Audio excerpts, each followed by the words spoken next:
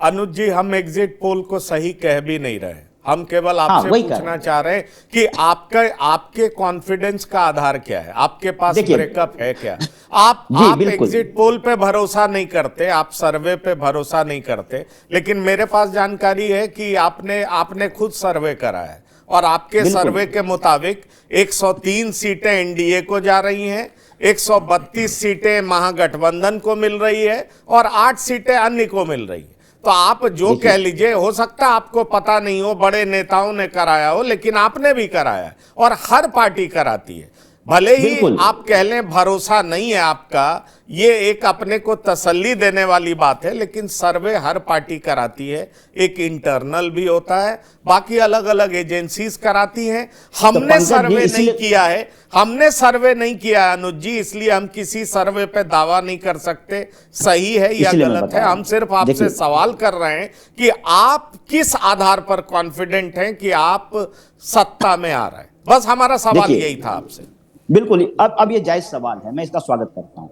देखिए, बिल्कुल सही बात है, हर पार्टी अपना फीडबैक लेती है, हर पार्टी सर्वे कराती है। उन सर्वों के आधार पे, और हमने पहले भी कहा कार्यकर्ताओं जिन्होंने मेहनत किया उसके आधार पे हम कह रहे हैं कि हम जीत रहे हैं। इसका सब महत्वपूर्ण एक और बताता हूँ, टेक्निकल चीज बताता हूँ। पिछला चुनाव का अगर आप आकलन करेंगे तो बिल्कुल है जो कि लगभग 11,500 वोट का अंतर था, ठीक है ना। जबकि उस समय जब उनके पास मुकेश साहनी भी साथ में थे, ठीक है, और उस समय आईपी गुप्ता भी के जो वोटर हैं, कोर वोटर है, वो भी उनके साथ थे। अब बताइए कि मुकेश साहनी आज महागठबंधन में शामिल हैं, आईपी गुप्ता जो अपने वोटर पे बिल्कुल प्रभावशाली प्रभाव रखते हैं कि जहां वो कहेंगे वहां उनका प्रभाव चलेगा, वो पान तत्वा समाज भी आज है जो कि गठबंधन के साथ है, ठीक है। इसके अलावा जो बहुत सारे जो युवा हैं, जो बेरोजगार युवा हैं, महिलाएं हैं, नौकरी के नाम पर बहुत बड़ी संख्या में हमारे साथ जुड़े हैं। फिर आप कैसे कह रहे हैं कि भाई ये आंकड़ा है जो कि उनकी तरफ एकदम एक तरफा दिखा रहा है? तो हमारे पास जो फीडबैक है वो हम लगभग हमारा जो है, हम 135 से 45 के बीच में हम जीत रहे हैं और सरकार बनाने जा रहे हैं। आप 135 145 ये आपका पर्सनल जो फीडबैक कह रहा है। मैं विवेक के पास चलूंगा, जनसुराज के प्रवक्ता जुड़े हुए हैं। विवेक, आप बोल रहे हैं कि व्यवस्था परिवर्तन होने वाला है, सत्ता परिवर्तन होने वाला है, क्या आप भी मानते हैं जो कह रहे हैं आरजेडी के प्रवक्ता? कि फिर आपका इशारा क्या है? क्या आप अपने लिए बोल रहे हैं कि आप 150 पाने वाले हैं? इशारा क्या है आपका? देखिए, हमारा इशारा किसी तरफ नहीं है। आप इस बात को लॉजिकल देखिए, जो पंकज जी बोल रहे हैं, लॉजिकल बात यह है कि भाई 5 करोड़ से ज्यादा लोगों ने वोट किया है। अब कोई व्यक्ति ऐसा तो है नहीं, कोई साइंटिफिक एग्जिट पोल हुआ नहीं है कि आपने जाकर एक बड़े सैंपल साइज से पूछा। जब इतने सो कॉल्ड विश्लेषक को यही मालूम नहीं चला कि भाई इतने बड़े रिकॉर्ड वोटिंग हो रही है। क्या आपको किसी ने बताया अंकित जी कि बिहार में आजादी के बाद सबसे ज्यादा वोटिंग हो रही है? ये जो माइक लेकर एग्जिट पोल कर रहे होंगे, इनको मालूम तो चलना चाहिए था कि भाई बिहार में तो रिकॉर्ड वोटिंग हो रही है। किसी ने कवर ये तो डेली चर्चा का विषय है, हम भी आपसे चर्चा कर चुके हैं, इसमें क्या नया है? और ना हम भी बताए हैं कि रिकॉर्ड वोटिंग है ना। फेज 1 के बाद फेज 2 में भी किसी ने नहीं बताया कि इस बार और ज्यादा होगा।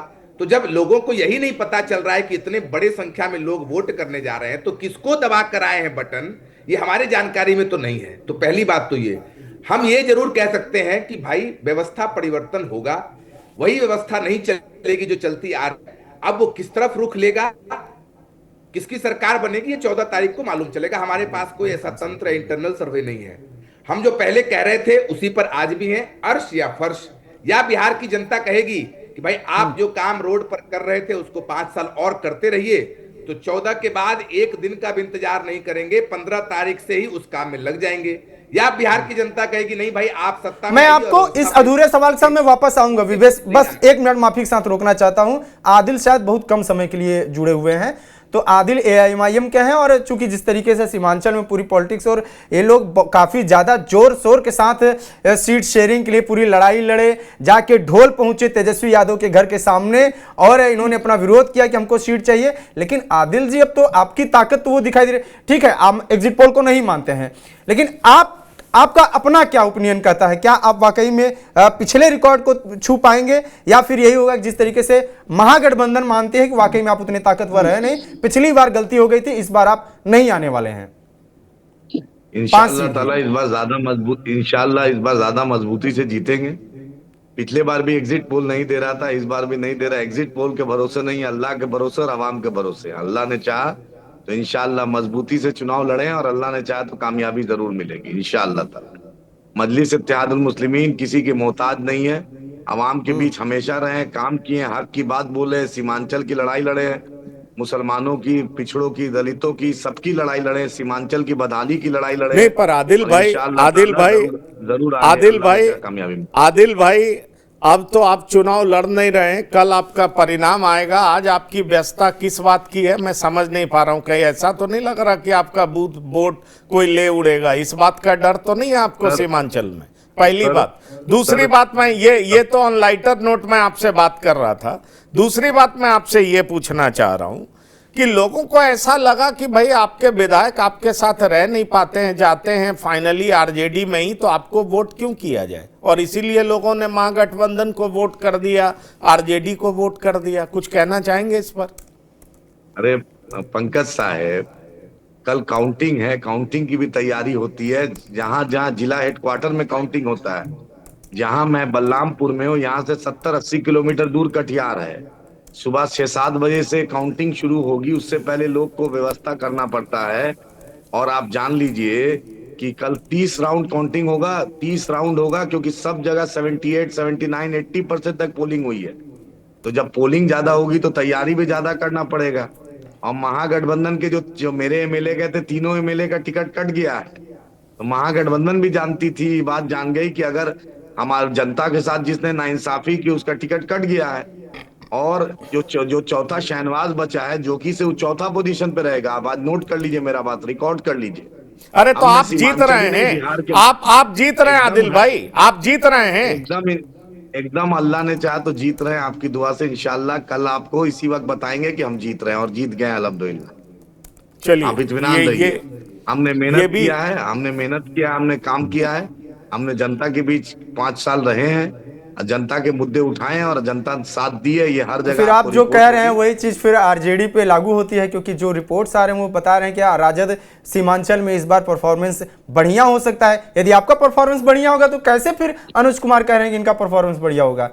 आप अनुज को ही तो नुकसान पहुंचाएंगे आप, मुझे ऐसा लगता है। हम अनुज जी का, राजद का कोई बपौती है क्या? सीमांचल किसी का बंधुआ मजदूर है क्या? हाँ, सीमांचल की जनता फैसला करेगी। पटना और दिल्ली कब तक फैसला करेगी? तेजस्वी यादव सीमांचल के लिए किए क्या है? सीमांचल डेवलपमेंट बोर्ड की बात किए थे, कहाँ नहीं दिए? सीमांचल की बाढ़ की तबाही क्यों नहीं रोके? सीमांचल का पलायन क्यों नहीं रोके? सीमांचल के नदी कटान क्यों नहीं रोके? सीमांचल में पुल पुलिया की जरूरत थी, क्यों नहीं किए?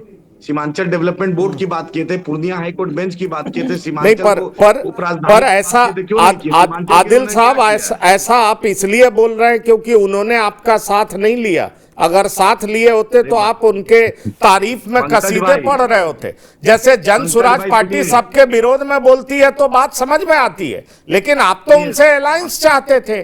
तेजस्वी यादव नहीं आए, तेजस्वी यादव बुरे हैं, तेजस्वी यादव ऐसे हैं, तेजस्वी वैसे हैं, ये हर बात मान लिया। पर कल तक तो आप उनसे अलायंस चाहते थे। अलायंस के लिए आप ढोल नगाड़े बजा के उनके दरवाजे पर गए थे। आदिल भाई, पंकज जी, हम बीजेपी को फायदा नहीं देना चाहते हैं। तेजस्वी यादव कल बीजेपी के साथ सरकार बना सकते हैं, इनको कोई दिक्कत नहीं होगा। इनका यादव जो है उस 6 से 7% लोकसभा में मोदी को वोट देता है। इनका यादव जहां भाजपा से कैंडिडेट रहता है वो भाजपा को वोट देता है। लेकिन मुसलमानों की दाढ़ी, बॉम्ब लिंचिंग, हिजाब, बुर्का पे हमला होता है। हम इसलिए मुस्लिम वोट का डिवीजन नहीं चाहते थे। हम इसलिए नहीं, आप कह सकते हैं तेजस्वी बीजेपी के साथ जा सकते हैं। हालांकि तेजस्वी हमेशा अपनी बातों में कहे हैं कि बिहार में कोई एक पार्टी है जो बीजेपी के खिलाफ खड़ी है और हमेशा से खड़ी है, वो तेजस्वी की रही है। सुनिए अंकित भाई, सुन लीजिए। तेजस्वी यादव बच्चा है। 1990 में लालू जी 34 भाजपा के एमएलए के समर्थन से सरकार बनाए थे। किस तेजस्वी यादव की बात कर रहे हैं? किस राजद की बात कर रहे हैं? इनकी शुरुआत जो लालू जी मुख्यमंत्री बने थे तो 34 एमएलए भाजपा का समर्थन से सरकार बनाए थे। तो किस तेजस्वी की बात कर रहे हैं? मैं चैलेंज कर रहा हूं आपके माध्यम से।